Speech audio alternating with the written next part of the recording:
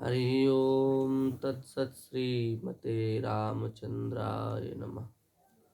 ओम नमः परमहंसा स्वादित चरण कमल चिन्मकरंदाय भक्तजनमानस निवासाय श्री रामचंद्राय वाञ्छाकल्पतरुभ्यश्च कृपा सिन्धुभ्येव च पतितानां पावनेभ्यो श्रीवैष्णवेभ्यो नमो नमः। भक्त भक्त भगवंत गुरु चतुर नाम बपु एक, इनके पद वंदन किए नाशत विघ्न अनेक। हरिशरणम भक्तवांछा कल्पतरु भक्तवत्सल शरणागत वत्सल दीनबंधु दया सिंधु नंदनंदन श्याम सुंदर की महती कृपा करुणा से भगवान के ही परम भक्त श्री सुदामा जी के चरित्र का हम लोगों ने विगत दिन श्रवण किया। कैसी अद्भुत निष्कामता श्री सुदामा जी के भीतर है, कैसी आकांक्षाओं से रहित उनका जीवन है, इस विषय को हमने सुना। हमने इस विषय का भी विस्तार से निरूपण किया कि सुदामा जी को जो दरिद्र कहा जाता है वो कहना ठीक नहीं है, क्योंकि सुदामा जी दरिद्र हैं ही नहीं। दरिद्र की परिभाषा क्या है बताया था, जो असंतोषी हो वही दरिद्र है। जिसके जीवन में संतोष नहीं है उसी को दरिद्री कहा जाता है, चाहे वो भले ही स्वर्गलोक का स्वामी ही क्यों न हो। और जिसके जीवन में संतोष है वो यदि फूटी कौड़ी का मालिक भी न हो फिर भी हम उसे दरिद्र नहीं कहेंगे, क्योंकि उसके जीवन में संतोष रूपी गुण है।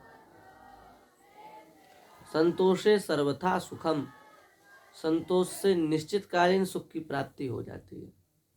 अभी वर्तमान में बैठे बैठे सुखी होने का उपाय यही है, संतुष्ट हो जाओ। भगवत कृपा से जो प्राप्त हो जाए उसी में बस ये मान लो कि हम इतने के लायक भी नहीं थे, ठाकुर जी ने कृपा करके हमको इतना दे दिया और संतोष हो जाओ, काम बन जाएगा। पर हम लोगों का जीवन संतोषी जीवन नहीं है, हम लोग असंतोषी हैं। हम लोग चाहते हैं कितना मिले कितना मिले, कहाँ कहाँ से मिले, न्यायपूर्वक मिल रहा है कि अन्यायपूर्वक मिल रहा है इसकी भी हम परवाह नहीं करते।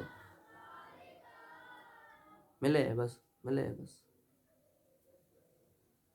और उस धन से जो दोष है, उस धन से जो उत्पन्न होने वाला दोष है, उस दोष से हमारी कितनी भयंकर दुर्गति होगी इसका हम विचार नहीं करते, न इसका हम ध्यान देते। पर भगवान के भक्त कभी ऐसा न तो करते हैं न करने की शिक्षा देते हैं। वाल्मीकि जी के विषय में कहा जाता है कि पूर्व काल में रत्नाकर नाम के वैश्य थे, शूद्र थे, और ये महाराज लोगों को लूटपाट करके उनसे धन छीन लेते थे। इसकी एक वेश्या से शादी हो गई, विवाह हो गया, उससे अनेक संतान उत्पन्न हुई। जब उन संतानों का ये पालन पोषण करने में सक्षम नहीं हो सका तब इसने चोरी भी की, डकैती डाली। अब महाराज अंत में तो ये फुटफाट पर लोगों को लूट लेगा। हे नाथ, इसके इस कृत्य से सब संतप्त थे, सब पीड़ित थे। ऋषियों ने विचार किया कि इसको सही शिक्षा मिलनी चाहिए, नहीं तो ये भटक जाएगा। साज कृपा करते हैं संत, तो वे ही संत कृपा करके आए और संतों को देख करके रत्नाकर तो रत्नाकर था। महाराज दौड़ा मारने के लिए, तो संत घबराए नहीं, बोले आओ। अरे बोले हम तो हमको देख के डरे नहीं। डरने की क्या बात है? तो बोले इसलिए नहीं डरे होगे, शायद हमारा परिचय नहीं जानते होगे। खूब जानते हैं। क्या परिचय? तुम रत्नाकर हो, लोगों से धन छीन लेते हो, यही तुम्हारा काम है। यही करने के लिए तुम आए हो? हाँ बिल्कुल आए हैं। आपको भय नहीं है? नहीं है। क्यों? अरे बोले भाई हम क्या करें? पहले तुम एक बात बताओ, तुम जो इतना धन अन्यायपूर्वक धन कमाते हो, पाप करते हो, ये सब क्यों करते हो? तो बोला महाराज अपने पुत्रों का पालन पोषण करने के लिए, पत्नी का पालन पोषण करने के लिए, उनको सुख पहुंचाने के लिए हम ये सब करते हैं। नारायण। तो उन्होंने कहा कि तुम अपनी पत्नी को, अपने पुत्रों को सुख देने के लिए ये कार्य करते हो, क्या तुम्हारे इस धन से तुम्हारी पत्नी, तुम्हारे पुत्र संतोष हो जाने के बाद में तुम जब नरक जाओगे तो उस पाप में शामिल हो पाएंगे? बोले महाराज सो तो पता नहीं होंगे कि नहीं होंगे। नहीं पता तो पता करके आओ, जाओ। संतों ने प्रेरणा की, रत्नाकर गया अपनी पत्नी के पास में। पत्नी के पास में जाकर के उसने कहा कि हमें जो पाप मिलेगा, हमारे धन में तो आपकी सहभागिता है, आप सबकी सहभागिता है, पर हमें जो दोष लगेगा, क्या उसमें आपकी सहभागिता बनेगी? पत्नी बोली हम काहे को भोगेंगे, तुम भोगोगे। पाप तुम करते हो कि हम करते? तुम करते तो तुम भोगोगे। पुत्रों ने कहा पाप तो हम भी नहीं भोगेंगे पिताजी, आप ही भोगोगे। सहज लोगों के चित्त में बात जल्दी आती है, जिनके चित्त में सहजता नहीं होती, जो अपने को ज्ञानी समझते हैं, बुद्धिमान समझते हैं, ऐसे लोगों के चित्त में सच्ची बात का सही समय पर प्रकाश नहीं होता, भले ही वे साधन करते हो अथवा भजन करते हो। पर जो सर्वथा हिंसा परायण वृत्ति से रहने वाला है, यदि उसके हृदय में सहजता है, निर्मलता है, तो उसके चित्त में जल्दी बात समझ में आती है। क्यों? क्योंकि क्रिया प्रधान भागवतिक वृत्तियां नहीं होती, वे तो भाव प्रधान होती हैं, भाव को देख करके ही आकृष्ट होती हैं। तो भागवतिक वृत्ति रत्नाकर के भीतर आई और रत्नाकर को अचानक विचार आया कि देखो, इस संसार में रहने से क्या लाभ है? हम संसार के लिए इतना करते, इतना कमाते हैं, और हमारा पाप भोगने के लिए कोई राजी नहीं है, कोई तैयार नहीं है। तो अब हम धन जमा करके क्या करेंगे? आया संतों के चरणों में गिर गया। संतों ने विचार किया कि इससे क्या दिया जाए। बोले जो पापी व्यक्ति, उसके जिह्वा से नाम निकलता ही नहीं है, वो चाहे तब भी नाम का उच्चारण वो जल्दी कर नहीं पाता, इसलिए इसको राम का यदि हम उपदेश देंगे तो ये कर नहीं पाएगा, इसलिए मरा का उपदेश दो। मरा का जब करेगा तो शायद इसका कल्याण हो जाए। ऐसा विचार करके सभी ऋषियों ने उस रत्नाकर वैश्य से कहा, रत्नाकर शूद्र से कहा कि तुम राम राम का उपदेश करो, राम राम का जप करो, मरा मरा का जप करो। अब तो महाराज उस रत्नाकर ने मरा मरा का जप किया।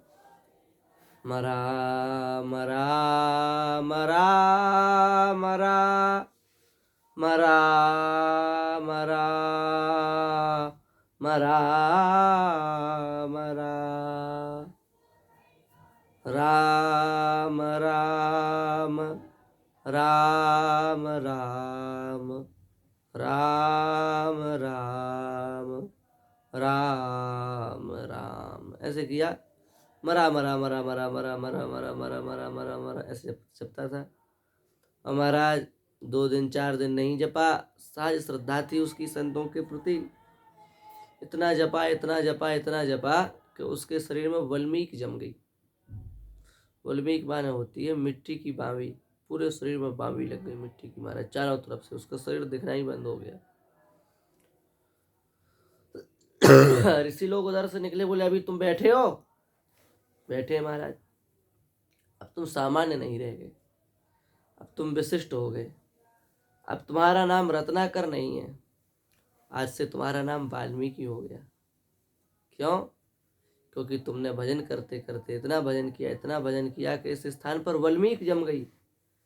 अब तुम्हारा जन्म किसी माता के गर्भ से नहीं हुआ, अब तुम्हारा जन्म तो वल्मीक से हुआ है, इसलिए तुम्हारा नाम वाल्मीकि हो गया। तब जा करके उन रत्नाकर का ही नाम आगे चल करके वाल्मीकि हुआ। वे ही वाल्मीकि संसारी प्राणियों का उद्धार करने के लिए वाल्मीकि रामायण की रचना की, और उन्हीं श्री वाल्मीकि जी ने तुलसीदास जी का अवतार लेकर के रामचरितमानस की रचना की, जिसको गोस्वामी जी ने कहा कलि कुटिल जीव निस्तार हित वाल्मीकि तुलसी भयो। त्रेता काव्य निबंध करी सतकोटि रामायण, एक अक्षर उद्धरे ब्रह्म हत्याजी परायण, अब भक्तन सुख देन बहुरी लीला विस्तारी।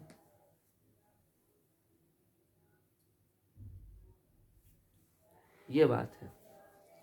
इसलिए दरिद्री वही है जो असंतोषी है, और जिसके जीवन में संतोष है वह परम सुखी है, वह दरिद्र नहीं है। श्री सुखदेव जी महाराज सुदामा जी के चरित्र का जब निरूपण कर रहे हैं तो यहाँ एक प्रश्न है कि सुदामा जी के चरित्र कहने की आवश्यकता क्या पड़ गई। भागवत में सुदामा जी का चरित्र क्यों कहा गया, इस चरित्र को कहने की आवश्यकता क्या है। इसका उत्तर यह है कि जब परीक्षित जी ने भगवान की मंगलमयी कथाओं को सुना तो परीक्षित जी का चित्त अत्यंत द्रवित हो गया, और उन्होंने भाव में भर करके कहा सावाग्यया तस्य गुणान् गृणीते करोति तत्कर्म करौवनश्च स्मरेद्वसन्तं स्थिरजङ्गमेषु शृणोति तत्पुण्यकथा सकर्णा शिरस्तु तस्योभयलिङ्गमानमेत् तदेव यत् पश्यति तद्धि चक्षुः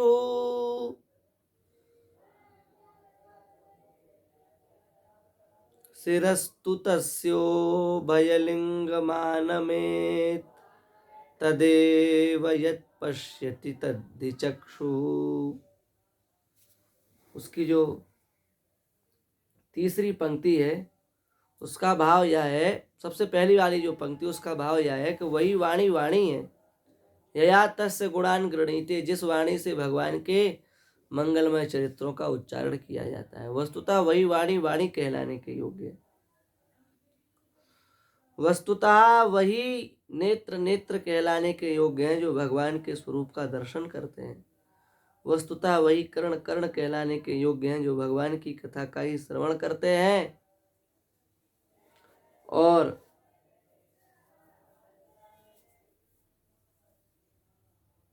लिंगानि विष्णु रथतज्जनानां पादोदकम यानि भजन्ति नित्यम, वस्तुतः उसी का जीवन धन्य है जो भगवान के चरणामृत का सेवन करता है और भगवान के भक्तों के चरणामृत का सेवन करता है। ये बात परीक्षित जी ने कही। और महाराज इस बात को सुनकर के परीक्षित जी महाराज की इस बात को सुनकर के सुखदेव जी महाराज समाधि में चले गए। वाह परीक्षित, क्या प्रश्न किया तुमने, आनंद कर दिया। रथतज्जनानां पादोदकम यानी भजन्ति नित्यम, यह जो तुमने बात कही है कि भगवान के भक्त और भगवान का जो चरणामृत लेता उसका जीवन धन्य, यह बड़ी प्यारी बात कही। और ऐसा कहकर के महाराज सुखदेव जी समाधि में चले गए। महर्षियों ने कहा महाराज थोड़ा और समय बचा है, परीक्षित जी जाने वाले हैं, आप समाधि में चले जाओगे तो बची हुई कथा कौन सुनाएगा, बाहर आओ समाधि से। संकीर्तन किया, तब सुखदेव जी महाराज बाहर आए और बड़े भावपूर्ण रूप से सुखदेव जी महाराज ने सुदामा जी का चरित्र कहा। पूरे सुदामा जी के चरित्र में एक बार भी सुदामा जी का नाम नहीं लिया। क्यों नाम नहीं लिया, क्यों नाम नहीं लिया? चाहते तो नाम नहीं ले सकते थे। कृष्णस्यासीत सखा कश्चित ब्राह्मणो ब्रह्मवित्तमः, ऐसे कहकर के परिचय दिया है। कृष्णस्यासीत सखा कश्चित, श्री कृष्ण के एक कोई सखा थे, ऐसे कहकर के सुखदेव जी कह रहे हैं। ये नहीं कह रहे हैं श्री कृष्ण के सुदामा नाम के सखा थे। पूरे भागवत के प्रसंग में कहीं सुदामा जी का नाम नहीं आया। मानो श्री सुखदेव जी महाराज विचार कर रहे हैं कि कहीं सुदामा नाम लेते ही मेरी समाधि न लग जाए, और यदि मेरी समाधि लग जाएगी तो फिर कथा नहीं हो पाएगी, फिर परीक्षित जी का कल्याण कैसे होगा। बीच में कथा अटक जाएगी, इसलिए सुदामा जी का नाम नहीं लिया। दूसरा भाव यह है कि सुदामा जी सांदीपनी महर्षि के यहाँ पहले आए और भगवान श्री कृष्ण बाद में आए, इसलिए ये बड़े गुरु भाई हुए भगवान श्री कृष्ण के। और श्री कृष्ण के प्रति श्री सुखदेव जी महाराज का गुरु भाव है, तो ये बड़े गुरु भाई हुए। बड़े गुरु गुरु गुरु गुरु के बड़े गुरु भाई हुए गुरु जी के, तो ये और बड़े गुरु लगे। तो उतने बड़े का हम नाम कैसे लेवे, ऐसा विचार करके भी श्री सुखदेव जी महाराज ने कहीं नाम नहीं लिया। अच्छा, नाम नहीं लिया, ये बात तो समझ में आ गई। जब नाम नहीं लिया तो फिर ये कैसे पता चलेगा कि ये चरित्र सुदामा जी का है? शायद कोई दूसरा ब्राह्मण रहा हो जिस पर भगवान ने कृपा की हो। सुदामा जरूरी है? सुदामा का नाम कैसे पता चला?